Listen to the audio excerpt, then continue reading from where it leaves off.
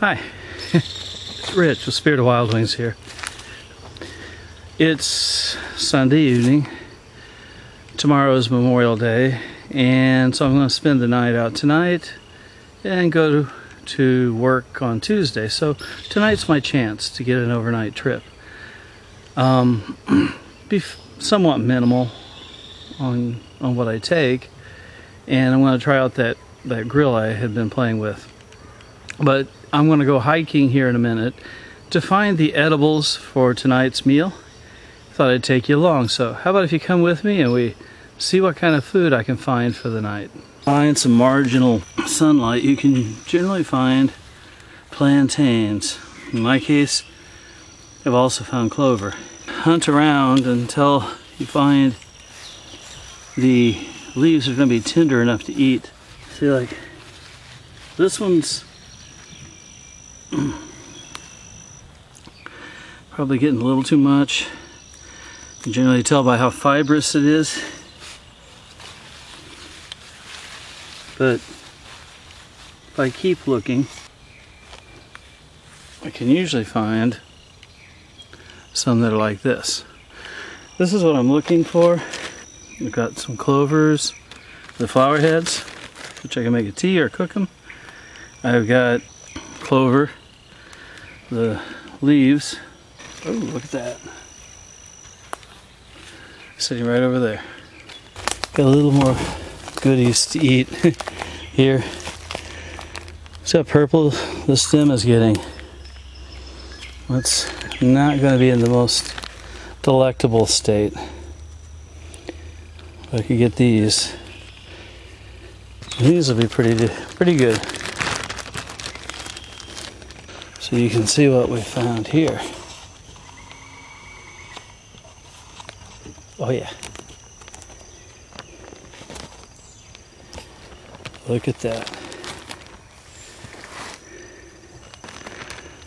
Wild raspberries.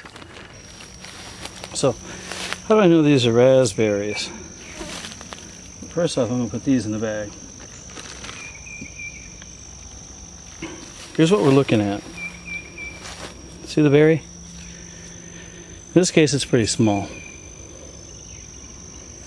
But if you grab a raspberry and gently pull, it will come off. And you can see it leaves like a little dome. The base of the raspberry will have a conical indentation where that used to be. So, raspberries. Awesome thing. Okay, so I've picked what's ripe here, and I don't know how well it'll show up. Here's the berries I've gotten. Look at my hands, clean. It is possible to pick all the berries that are ripe and not stain your hands. You pick with care. You'll also notice no cuts. This I can say, there is a protein source out here that while I don't think there's a chance that I'm going to get it, but if I could catch it, I'd kill it and I'd eat it because it's annoyed me. There is a horsefly that is just loving my presence here, but the feeling is definitely not mutual. Of course, at the moment, he wants to eat me, and I'm ready to give him back the same treatment. There's a trillium. It's definitely past its prime, definitely a pot herb, and in a true survival situation, that would be cooked. Then yeah, always remember, leaves the 3, let it be. Meantime, look, spiderwort. More goodies from my bag. I came across what at one time I think was a road. Not so much anymore. But this makes an interesting place to harvest. And if you look down here, oh yeah. Lots and lots of goodies.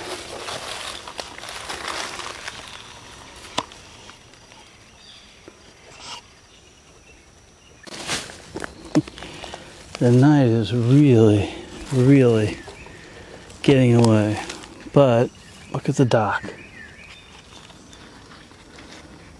Most of it's definitely in that pot herb sage.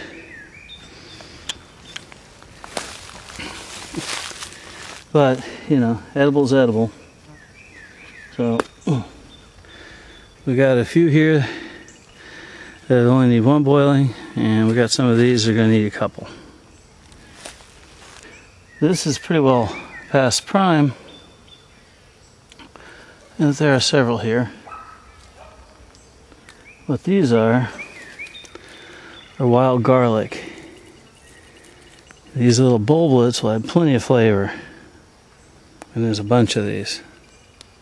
Okay, the night is definitely gaining on me, and these bugs are not letting up either. We've got a long way to go back to where I've camped. I suspect when I get there, it's just probably going to be too late to set up the fire for you tonight. So that means I'll probably eat the raspberries tonight, which it certainly does hurt my feelings. And then I can cook the other stuff, either, you know, by firelight, which won't film well, and I don't have a flashlight with me. Stupid flies. Or I could just, you know, try it tomorrow. Either way, does anybody out there know of a good horsefly trap so I can snare this little sucker that's annoying me? Add a little protein to my meal, and certainly make me feel better for it. Alright, I'm gonna go see what else I can find, but I gotta head back. One of the plants that we talk about when we do anything in the outdoors, especially when we speak with people about poison ivy, I talk about jewelweed. And it has several names. It's a wild impatient, a touch-me-not, but no matter what you want to call this plant, it is good for poison ivy. I can identify it when it's very young. Some people can't identify it as easily, but the sure way to identify it is when it's in bloom. Flower is gone, there'll be a seed pod that'll build with gas, and if you touch it, it'll explode and spit the seed. I know that I've spent too much time looking for berries. I've still got probably an hour's hike from where my camp is.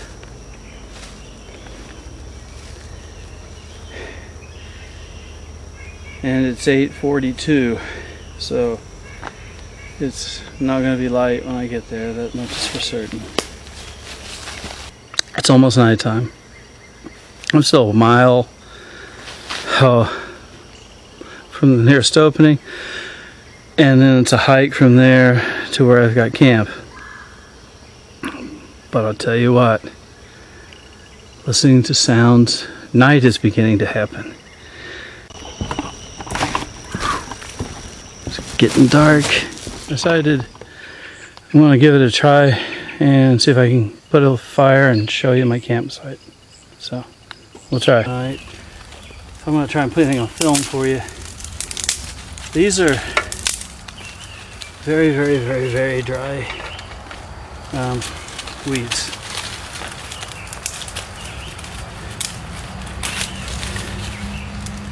These are the things I prefer to use when I start a fire.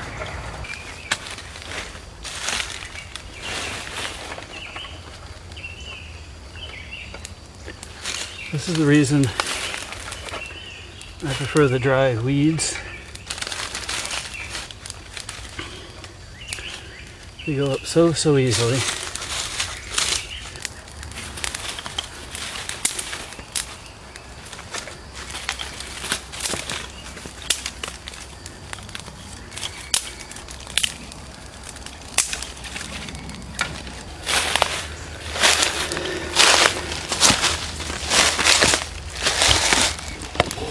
There's my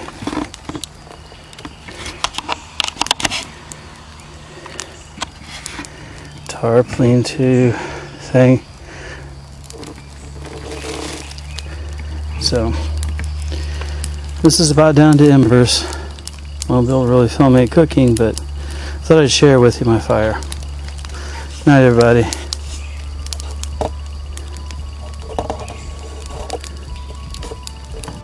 Winds of change, they call my name and beckon, come just like a moth to a flame. Child of spring, the scriptures